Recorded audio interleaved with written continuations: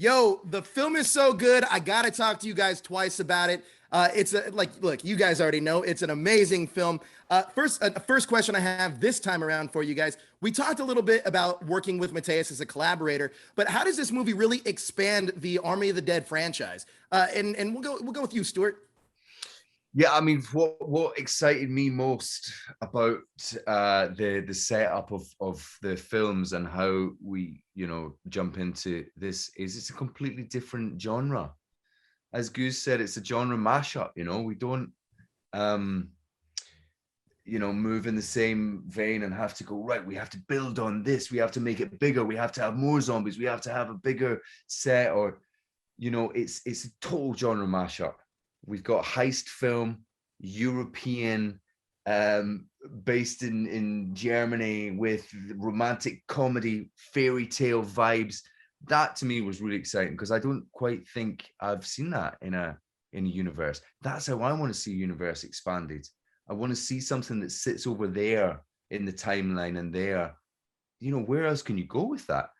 Do you have a straight up romantic? Do you have a straight up indie? Where do you go with that? I think it's really exciting. Honestly, that's one of the more fascinating things I really find about this is because we do know that Army of the Dead is for all intents and purposes a zombie genre. It's a mixed genre zombie horror movie, but this one really does give you that vibe of like the 60s Italian Job. You know what I mean? Exactly. But it also has like this comedy element to it that it absolutely hits. So, Goose, I wanted to ask you a little bit. Mateus, look, he's hilarious in the film, but what did you want to bring to the character that wasn't necessarily on the page of Rolf? Yeah, bro, authenticity. Like, from a movie making perspective, I think I grew up watching movies, and seldom did I see characters from my demographic or my background. And I think there's a lot of people of color who sat watching Hollywood as kids, like, oh, we pop in and we're tokenistic. I think the most important thing for me was giving a proper representation of what Rolf would have been like. And it's just basic, it's simple because it's a busy movie and there's a lot going on. But just the vernacular, bro. Like, there's a couple of scenes where Stu's character, Brad, comes and just taps him on the shoulder. He could have said, I'm doing great. But, we just dropped the thing like, oh, we're flexing, bro. We're good. And I think just those small things add to a sense of reality in what is quite a crazy movie. Absolutely. Now, Stuart, Brad and Gwendolyn, who's played by Natalie Emmanuel brilliantly, they have a past together. When Sebastian enters the mix, how does that disrupt the Brad and Gwendolyn relationship? I mean, he just sees his world crumbling and he tries to protect it in the only way he can, which is to go macho and to go bullish. But, he sees her slipping away and there's nothing he can do about it. So he tries to grab on her, physically, emotionally. And, but he's without giving too much away, he's lost her, And Absolutely. That for him is heartbreaking, but for that guy, he can't show heartbreak. He can't cry. What do you do when you're told not to cry as a kid? You go angry. That those tears become anger, and that's what he does.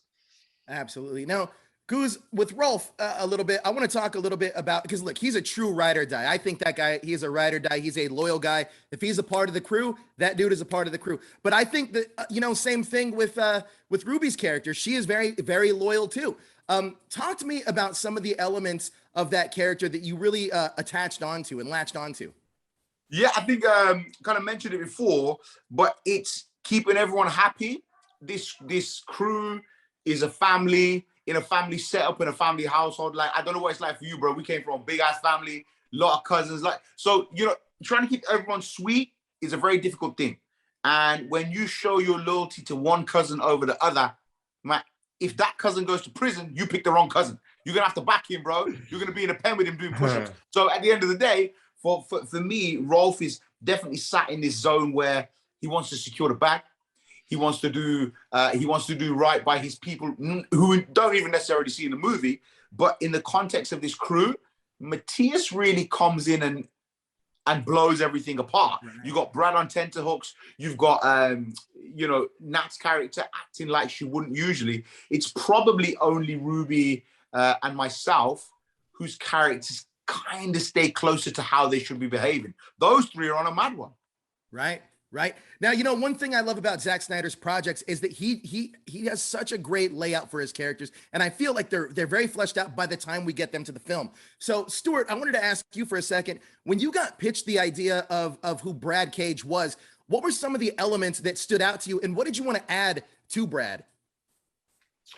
I just loved. I wanted to see how far, and Matthias did as well, how far we can push the those ridiculous moments, how far we can push that, how big we can go with the entrance, and how much he fucking, how big his ego is. See how far we can push those.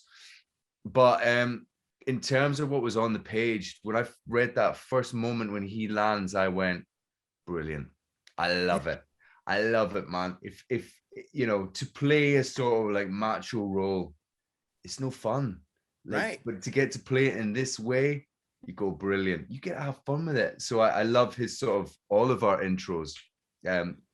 Instantly we get who they are and where they've come from. Yeah, I love that too. And another thing too, like we were talking about the heist element of this film, it really feels like that Italian Job style heist film that keeps and the pace just keeps going. It's so quick.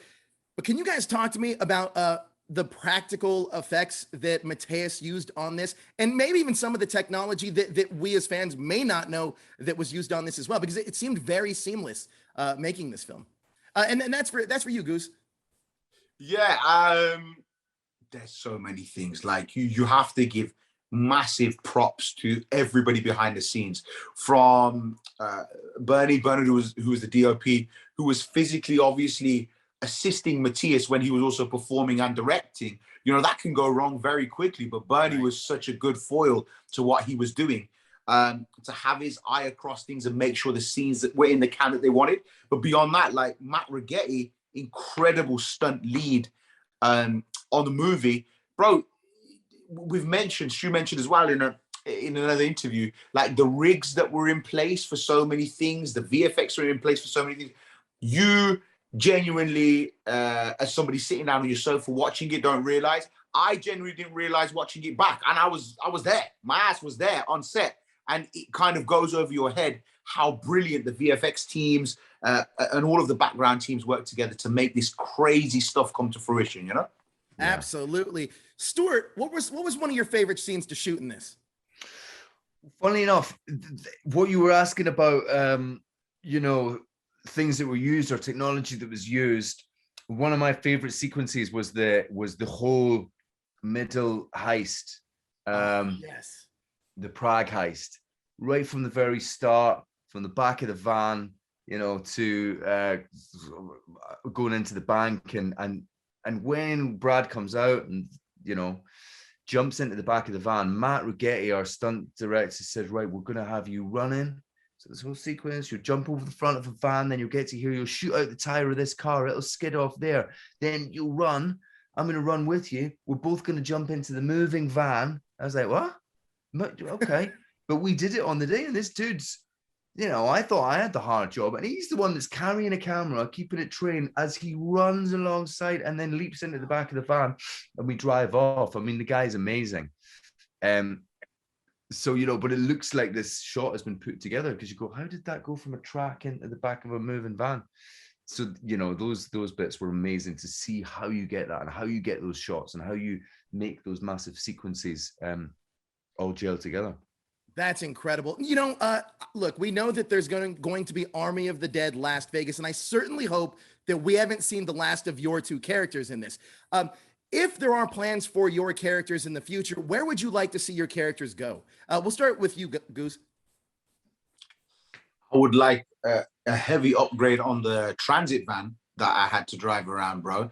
Put me in a 911 Carrera GT3. Me and Stu, if me and you do a movie where we're trying to kill zombies and we're rolling around in a Porsche 911 GT3, I think we've lived another dream, mate. I love it, man. I'm there for that. Two-seater, bro. No room for anyone else, just me and you. I just want them to get out of jail. I think that, it could be a prison drama. Do you know what I mean? It could just be all in jail. You know what? And that would be cool, because I kind of want to see the evolution of where Brad's character kind of goes and what happens to him in jail. Does he get humbled? Does he go back to his other name? Like, there's a lot there There's a lot there. This And there's almost also writes an itself. interesting thing that happens in the car scene. You know, there's an interesting dynamic that happens between Brad and Rolf. There's a switch, and it'll be interesting to see where that goes. He's seen Brad for who he is. He sees the weakness and the vulnerability. So, you know, where does that go? Absolutely. Well, look, hopefully next time the three of us are talking about the spinoff that happens, I can't wait. More Army of the Universe, Army of the Dead universe. I'm in for it, guys. Thank you. Thank you, bro. Lovely chatting to you again.